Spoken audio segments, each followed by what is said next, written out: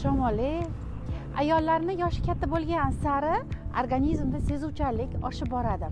Va men sizga hozir yana bitta trendga chiqadigan urug' haqida gapiraman. Rus tilida buni pajitnik deydi va videoni oxirigacha ko'rsangiz o'zbek tilida nima deb atalishini bilib olasiz.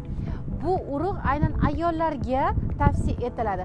Yoshimiz katta bo'lgan sari estrogen va progesteron gormonlarimiz pasayadi va buni aynan ayollik jozibasini oshirish uchun, foydali bo'lishi uchun, teringizni mayin bo'lishi uchun, ortiq vazndan qutulishingiz uchun eng zo'r urug' hisoblanadi va ayollarga, nafaqat ayollarga, erkaklarga ham aynan gormonal tizimini yanayam zo'r ishlashi uchun ta'sir ko'rsatadigan xelba urug'i.